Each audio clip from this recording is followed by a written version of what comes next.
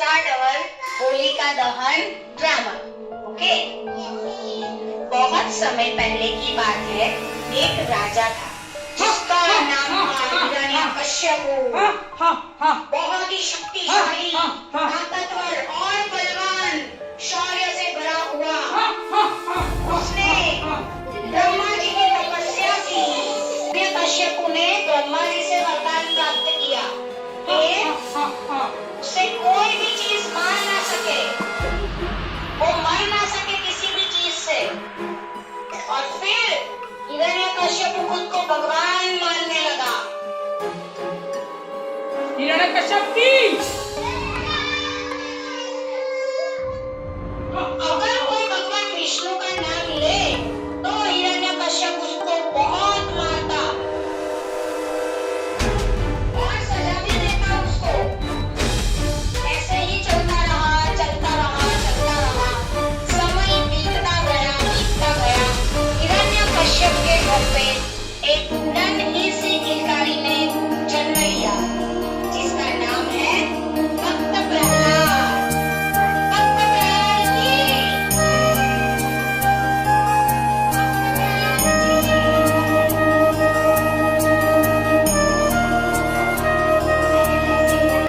विष्णु के भक्त थे. भक्त प्रहलाद को सपने विष्णु भगवान ही दिखाई देते थे. सब लोग बोलो मेरे साथ, ओम नमो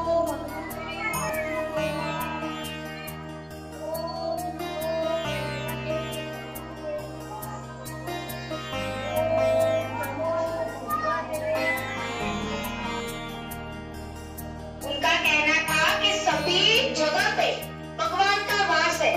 धीरे धीरे भक्त प्रहलाद की उम्र बढ़ती गई और चलते उम्र के बढ़ते ही उनकी भक्ति भी बहुत बढ़ने लगी.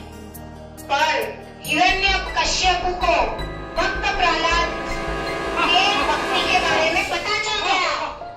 हिरण्यकश्यप को भक्त प्रहलाद की भक्ति के बारे में पता चल गया. हिरण्यकश्यप ने प्रहलाद को कड़ी से कड़ी सजा देना शुरू किया.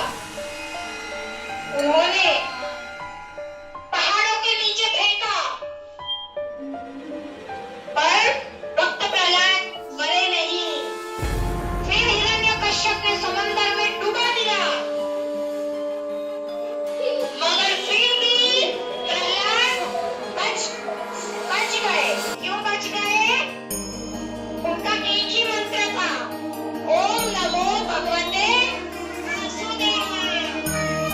ओम नमो भगवते,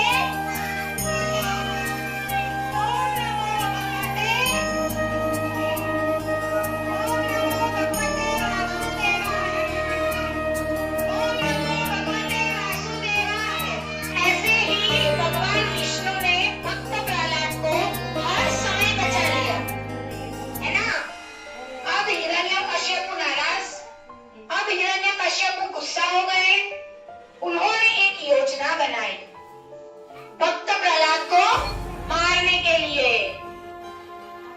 और उनकी भक्ति की कसौटी करने के लिए. उन्होंने अपनी बहन जिसका नाम है होलिका, जय महाराज की जय, महाराज की जय. जो होलिका है उनको एक स्पेशल वरदान था. क्या था स्पेशल वरदान? उनकी चुनर, जो होलिका की चुनर है ना, वो चुनर होलिका पहनेगी ना तो वो अग्नि से बच जाएगी. अग्नि उनका कुछ नहीं बिगाड़ पाएगी, है ना? अब क्या होता है सुनो. हिरण्यकश्यप और होलिका ने मिलकर एक बड़ा सा स्थान तैयार किया जिसमें लकड़ियां बिछाकर बीच में आसन तैयार किया. अब होलिका ने वो चुनर पहन ली और भक्त प्रहलाद को गोद में लिया. उस समय भक्त प्रहलाद सिर्फ एक ही मंत्र का जाप कर रहे थे.